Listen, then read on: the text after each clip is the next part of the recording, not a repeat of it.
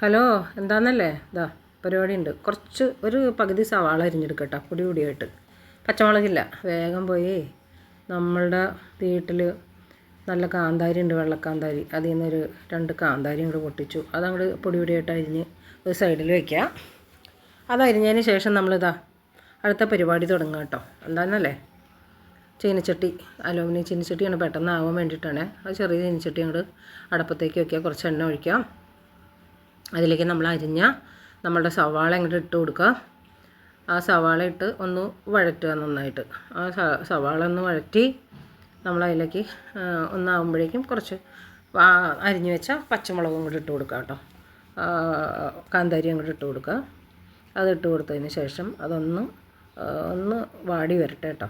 ആ വാടി വരുമ്പോൾ നമുക്ക് കുറച്ച് കഴിയുമ്പോൾ അതിലേക്ക് ഒരു ഇത്തിരി ഉപ്പിട്ട് കൊടുക്കാം കേട്ടോ. ഉപ്പിട്ടിട്ട് അത് നന്നായിട്ടൊന്ന് വാടി വരട്ടെ. അതിന് ശേഷം നമ്മൾ സൈഡിൽ അതവിടെ വാടാനിരിക്കട്ടെ. അപ്പോൾ കുറച്ച് അവലെടുക്കുക കേട്ടോ. എൻ്റെ കയ്യിൽ കുറച്ച് അവലുണ്ട്. ഈ അവലെടുക്കുക, നല്ല ഫ്രഷ് അവലാണ്. ആ അവലെടുത്തിട്ട് നമ്മൾ അതിൻ്റെ അകത്തേക്ക് കുറച്ച് ഉപ്പിടുക.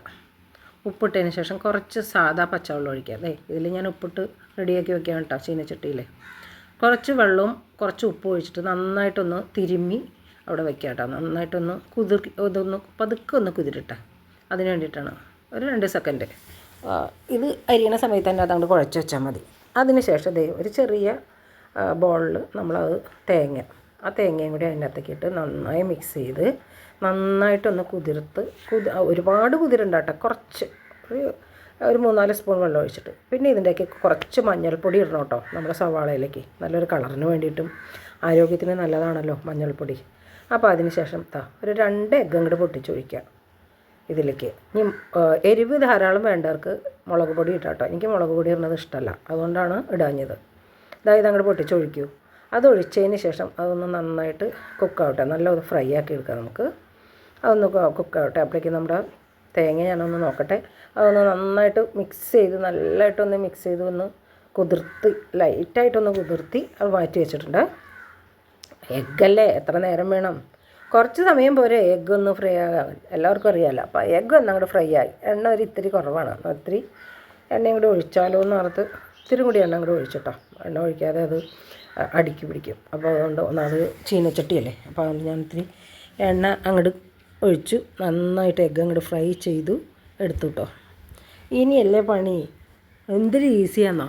നമ്മൾ ഈ ഹോസ്റ്റലിൽ താമസിക്കുന്നവർക്കും പെട്ടെന്ന് ജോലിക്കൊക്കെ പോകാനുള്ള ആൾക്കാർക്ക് 5 മിനിറ്റ് കൊണ്ട് തയ്യാറാക്കി എടുക്കാൻ പറ്റുന്ന, ഒന്നിൽ ബ്രേക്ക്ഫാസ്റ്റ് ആയിട്ട് എടുക്കുക, അതല്ലാന്നുണ്ടെങ്കിൽ നമുക്ക് ലഞ്ചായിട്ടൊക്കെ യൂസ് ചെയ്യാൻ പറ്റിയ ഇത്. എഗ്ഗ് ചേർത്തുകൊണ്ട് ഒരു ഹോട്ട് ബോക്സിൽ എടുക്കണമെന്ന് മാത്രമേ ഉള്ളൂ. വളരെ ടേസ്റ്റാണിത്.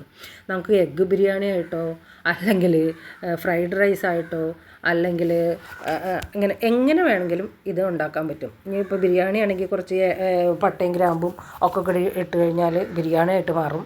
അതല്ല, ഇനി ഫ്രൈഡ് റൈസ് ആണെങ്കിൽ കുറച്ച് സോയാ സോസും ടൊമാറ്റോ സോസും ഒഴിച്ചാൽ ഇത് എഗ്ഗ് ഫ്രൈഡ് റൈസായി. അപ്പോൾ എന്ത് വേണമെങ്കിലും എഗ്ഗ് വെച്ചിട്ട് അവൽ വെച്ചിട്ട് നല്ലൊരു ബ്രേക്ക്ഫാസ്റ്റോ ലഞ്ചോ എന്ത് വേണമെങ്കിലും ആക്കാം കേട്ടോ. വളരെ ടേസ്റ്റാണിത്.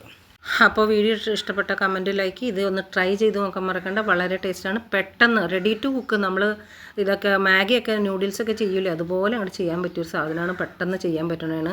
എളുപ്പത്തിൽ ആരെങ്കിലും വിശന്ന് വന്നാൽ പെട്ടെന്ന് കൊടുക്കാൻ പറ്റിയൊരു സാധനമാണ്. അപ്പോൾ വളരെ ടേസ്റ്റാണ്. നല്ല ചൂടോടുകൂടി രാവിലെ ഞാൻ കഴിച്ചത് എൻ്റെ ബ്രേക്ക്ഫാസ്റ്റ് ഇതായിരുന്നു. അപ്പോൾ വീഡിയോ ഇഷ്ടപ്പെട്ട കമൻറ്റ് ലൈക്ക് ഫോളോ ചെയ്യാൻ മറക്കണ്ട. ഓക്കെ, അപ്പോൾ ഞാനിത് അങ്ങോട്ട് കഴിച്ചു. എൻ്റെ വയറ് ഫുള്ളായി. നോക്കുക, കാലിയാണ് കേട്ടോ പ്ലേറ്റ്. അപ്പോൾ ഓക്കെ, ബൈ സീ യു.